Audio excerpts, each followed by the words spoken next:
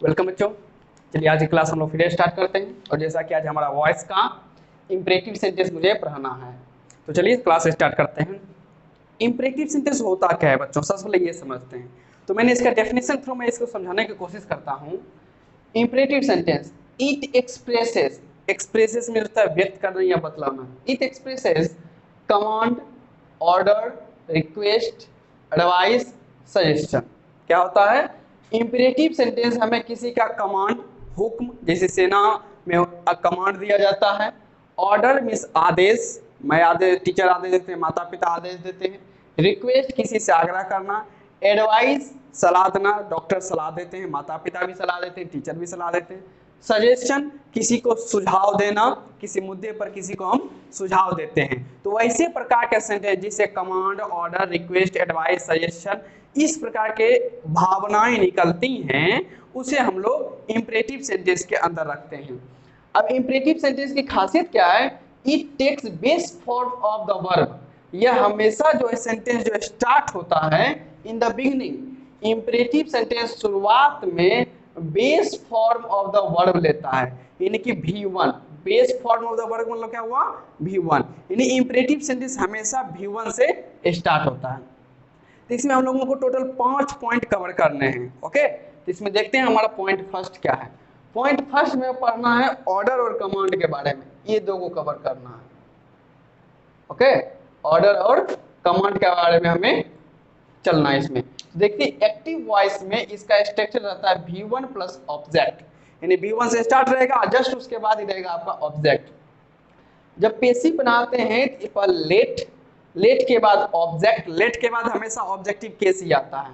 तो लेट के बाद ऑब्जेक्ट जो यहाँ रहता है उसे हम लोग यहाँ रख देते हैं, B प्लस B3 और अदर वर्ड करके रख देते हैं। जैसे हमारा पहला सेंटेंस है बॉयल द मिल्क, तो बॉयल हमारा V1 है और द मिल्क हमारा ऑब्जेक्ट है।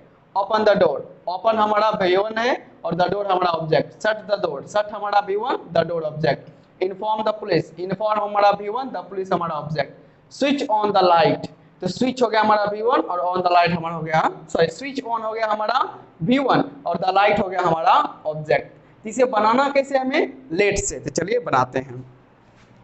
तो जैसे फर्स्ट है बॉयल द मिल्क, सबसे पहले लगाएंगे लेट, उसके बाद ऑब्जेक्ट, ऑब्जेक्ट में क्या था? द मिल्क, तो लेट द मिल्क, उसके बाद लगाना है बी और तब लगाना है B3, तो बॉयल का B3 होता है बॉइल्ड, BOILED, तो let the milk be boiled. Next है ओपन द डोर, तो लेट द डोर हमारा ऑब्जेक्ट है, तो लेट द डोर बी और ओपन का B3 होता है opened, let the door be opened.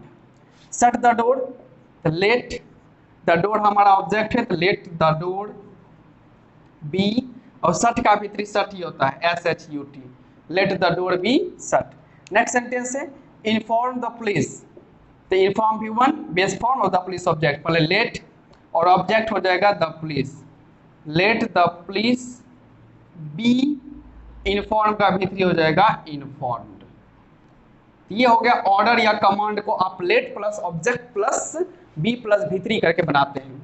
Next इसी में नोट क्या है कि if the sentences are negative, यदि जितने भी वाक्य हो ऑर्डर या कमांड वाले अगर वो निगेटिव में हो तब कैसे है? तो एक्टिव वॉइस में जब भी निगेटिव में रहेगा ऑर्डर या कमांड, हमेशा ये डोंट रहता है, डजंट कभी नहीं रहता है। ये ध्यान रखिएगा कि इंपरेटिव सेंटेंस खासकर ऑर्डर या कमांड जब भी आपको नेगेटिव बनेगा हमेशा वो डोंट से ही बनेगा, डजंट इसमें होता ही नहीं है।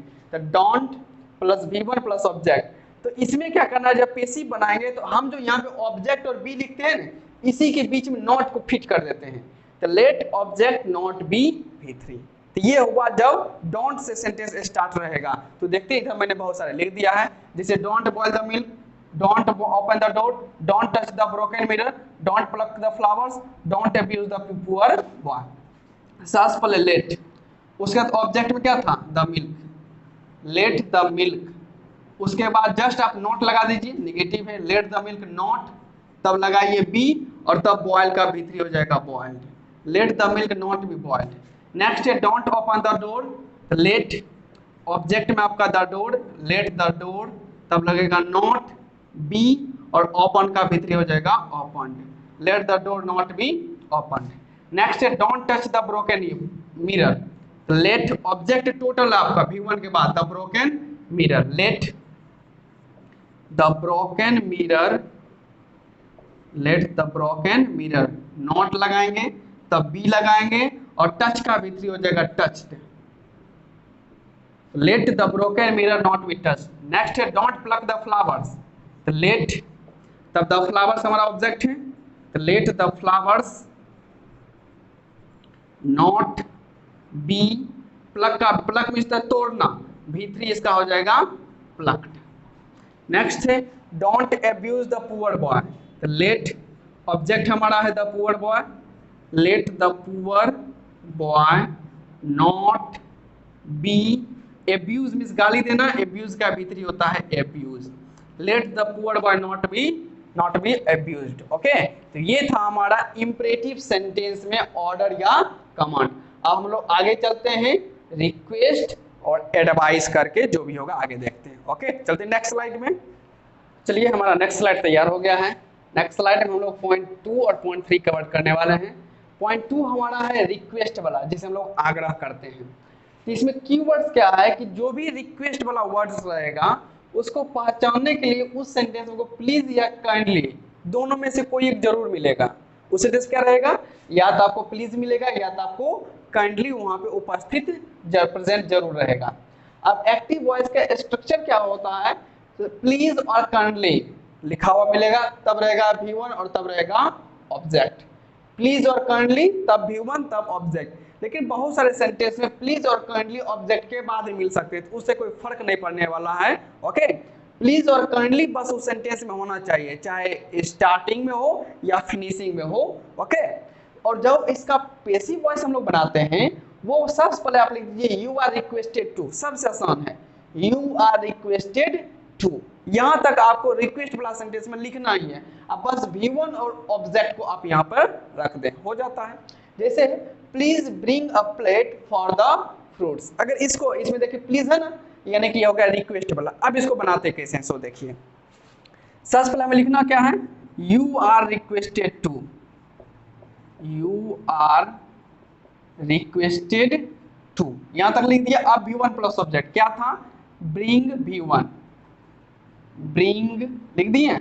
अब जो ऑब्जेक्ट में क्या था आपका, अ प्लेट फॉर द फ्रूट्स, इस पूरे के पूरे लिख दीजिए, ए प्लेट फॉर द फ्रूट्स, हो गया। यानी कि सिर्फ आपको यू आर रिक्वेस्टेड टू और बाकी बात जितना भी था उसमें प्लीज और काइंडली को छोड़कर सारे को यहाँ पर लिख दीजिए। नेक्स्ट है प्लीज हेल्प मी, तो यहाँ लिख देंगे सबसे पहले यू आर रिक्वेस्टेड टू, लिख दिए। प्लीज को हटा दीजिए, हेल्प मी यहाँ लिख दीजिए, हो गया क्लियर। उसी तरह नेक्स्ट सेंटेंस है please do it at once, sorry kindly do it at once, तो you are requested to, you are requested to, इस काइंडली को हटा दीजिए और लिख दीजिए do it at once, do it at once, clear हो गया। फिर है सिट डाउन प्लीज, इसमें देखिए प्लीज लास्ट में कोई इंपैक्ट नहीं पड़ेगा, सबसे पहले लिख दीजिए you are requested to, you are requested to, उस पर सिट डाउन और इस प्लीज और प्लीज को हटा देंगे, टू सिट डाउन। नेक्स्ट है काइंडली पोस्ट दिस लेटर, सबसे पहले you are requested to, you are requested to, इस काइंडली को हटा दीजिए, पोस्ट दिस लेटर लिख दीजिए, पोस्ट दिस लेटर। ओके, हो गया ये पर रिक्वेस्ट वाला।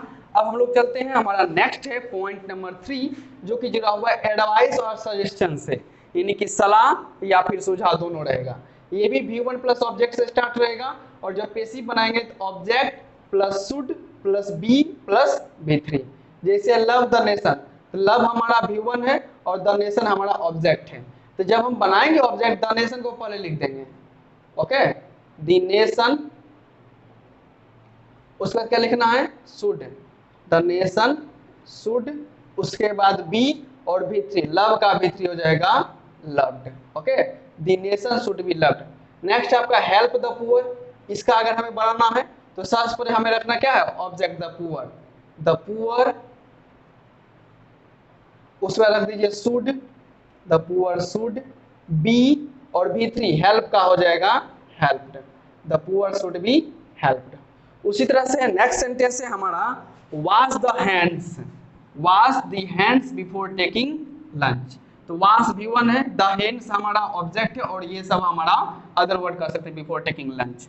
तो सबसे पहले ऑब्जेक्ट को आगे कीजिए, द हैंड्स शुड बी, अब V3 washed should be washed before taking lunch, अब लिख दीजिए बिफोर टेकिंग लंच। ओके चलिए हमारा सेंटेंस क्या बना, दी hand should be washed before taking lunch. और ये तो हम हमारे जीवन में तो आजकल चल ही रहा है, तो उम्मीद है कि आगे बनाए रखेंगे। उसके बाद next, don't disobey your parents, अपने माता पिता की आज्ञा को कभी मना मत करो, जो वो आज्ञा कहते हैं वो उसे स्वीकार करो। तो सबसे पहले करते हैं क्या चीज, ये नेगेटिव है, एडवाइस में ये नेगेटिव में है। तो सबसे पहले ऑब्जेक्ट को आगे रखिए, योर पेरेंट्स, योर पेरेंट्स, तब लिख दीजिए शुड, और नॉट को यही ऑक्सिलरी वर्ब, ये नेगेटिव है ना, तो हमारा पैसिव भी नेगेटिव बनना चाहिए। ये जो ऑक्सिलरी वर्ब हमारा आ रहा है शुड, इसके बाद नॉट, तब लगा ये बी। और डिसओबे का होता है शुड नॉट बी डिसओबेड, V3। और लास्ट है रीड गुड बुक्स, रीड अच्छी किताबें पढ़ो, ये तो सलाह है। तो गुड बुक्स हमारा ऑब्जेक्ट है, इसे पहले गुड बुक्स, तब लिखिए शुड बी, रीड का V3 तो रीड ही होता है, तो good books should be read. तो ये था हमारा पॉइंट 3। ओके, और अगले क्लास आज ये इतना ही रखते हैं क्योंकि ये बहुत, इसमें आपको एक्सरसाइज भी करवाना है।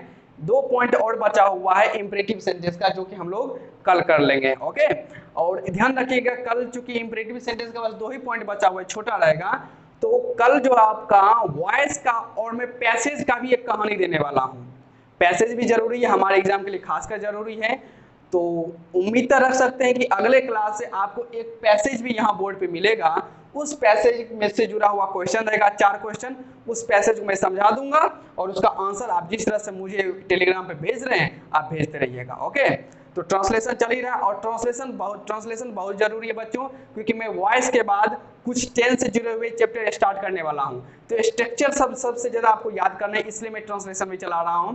ओके, तो उसको कंप्लीट करते रहिएगा। और अब यार यू आर डूइंग गुड बच्ची, कि आपने आगे ही मुझसे भाग रहे हैं, तो उसके लिए थम्स अप हुआ। तो ये ध्यान रखिएगा कि ट्रांसलेशन चल रहा है, ग्रामर चल रहा है, और मैं पैसेज भी चला रहा हूँ। ओके, तो अगले बार से हम लोग पैसेज भी कवर करते रहेंगे।